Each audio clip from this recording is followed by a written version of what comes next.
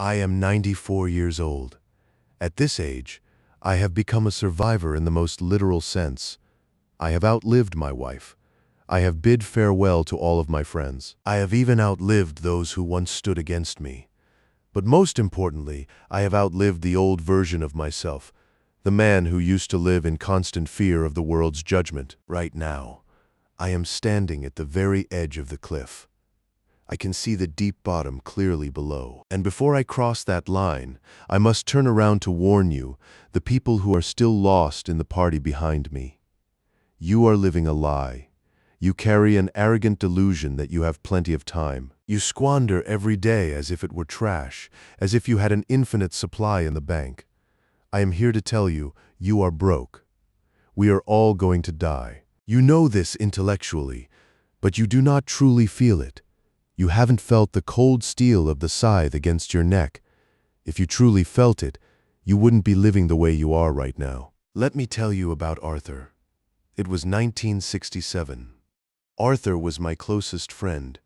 He was smarter than me, better looking than me, and much wealthier than me. Arthur was a true shark in the business world. I still remember one evening. We were sitting over drinks to celebrate a massive deal he had just closed. Arthur leaned back in his luxurious leather chair, holding a cigar, his eyes full of confidence. He looked at me and said, "Frank, just 5 more years. That is my strategy. I grind for exactly 5 more years to hit that number. Then I stop. I will take Helen to Italy. I will learn to paint. That is when I will truly start living." Arthur had a perfect plan. A roadmap that didn't miss a single beat. However, only 3 days later, as Arthur walked out of his office building, he suddenly grabbed his chest. He collapsed onto the sidewalk instantly, not even realizing he was falling. A sudden heart attack took him away. Arthur died at only 44 years old. He never set foot in Italy. He never painted a single picture. Standing before my friend's casket, I realized the tragedy was not that Arthur had died. We all die eventually. The real tragedy was that Arthur had spent his entire life just waiting to live. He treated his life like a waiting room for a better future, but that future never arrived. The bitterest part was a week later when I went to his office to clear out his desk. Arthur's schedule was still booked solid for the next 6 months. His inbox was overflowing with urgent messages. Yet the world did not stop when Arthur fell. The company found a replacement for him in just 2 weeks. His clients forgot his name within a year. And right now, looking at you, I see the shadow of Arthur. You are deceiving yourselves with the same scripts. You tell yourself you will be happy when you get promoted. You will travel when the children are older. You will forgive when the other person apologizes. You are trading your only now for a later that is never guaranteed. Let me tell you a harsh truth from a 94-year-old man. There is no such thing as later. There is only now. If you are trading this precious present for a future that is not guaranteed, then you are making the worst bet in the history of gambling. You are placing all your life's capital on a lottery ticket where the prize might never exist. Do not trade this reality for an empty promise. Now, let's talk about your stuff. I look at your generation and see a strange obsession with accumulation. You buy things you don't need. You use money you don't have.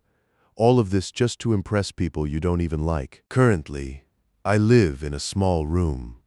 I have a bed, a chair, and a photograph of my wife. In the past, I owned grand houses. I had luxury cars.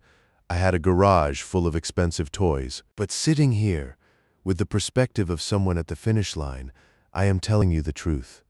In the end, all of it simply turns into garbage. I have attended many funerals in my life, but I have never seen a U-Haul trailer following a hearse. When you pass away, your children will hire a stranger to clean out the house. They will throw 90% of what you once considered precious into a dumpster. The other 10% will be sold cheaply at a yard sale for a few coins. That is all that remains of materialism, future trash. So why do you torture yourself to buy these things? Why do you accept working 60 hours a week? You miss your daughter's entire childhood just to make payments on a car that sits stuck in traffic. It is madness. You won't realize how insane it is until you are sitting where I am now. But by then, you will no longer have the chance to return the merchandise. Do not let your life be traded for cold metal and lifeless bricks. Let me tell you about the greatest victory of my life. It was 1981. I was honored as the Executive of the Year. It was a grand gala. Brilliant lights. Everyone was in elegant black tie. As I stepped onto the podium, the applause thundered throughout the room. At that moment, I felt like a god. I felt like I had won the game of life. I went home that night with the glass trophy in my hand. The house was pitch black. My wife, Eleanor, was already asleep. My children were also lost in their dreams. I sat alone in the kitchen with a glass of scotch, staring at that shiny object. Suddenly, I realized the applause had died out long ago. The people at that party did not truly love me. They only cared about what I could do for them. Meanwhile, the people who actually loved me were right upstairs, yet I had neglected them for months just to trade for this piece of lifeless glass. I missed my son's ball games. I missed our wedding anniversary dinner just to close a deal. And for what? That trophy is now rolling around in an old box in the basement. I don't even know exactly where it is, but the look of sadness in my wife's eyes when I told her I couldn't make it home for dinner, that is still right here. It still hurts as if it happened just yesterday. Never confuse the attention of a crowd with the love of a family. Do you think your career is your legacy? It is not. In reality, it is just a transaction. You are selling the most precious hours of your life to build a castle for someone else. Listen closely to this. If you were to pass away suddenly today, your job position would be posted online before your obituary even has time to be printed. Never bow down before the altar of work. Your job will never love you back. It will never hold your hand when the lights of your life go out. Do not trade your blood and tears for something that can replace you in the blink of an eye. If money is just a virtual number, career is a trap, and possessions eventually become trash, then what really remains in the end? I will give you the answer. The only thing you get to keep is what you have given away. It is the love you shared, the time you spent for someone, and the genuine connections between people. Sitting in this chair, I do not remember the million-dollar deals. I only remember the peaceful Sunday mornings with Eleanor.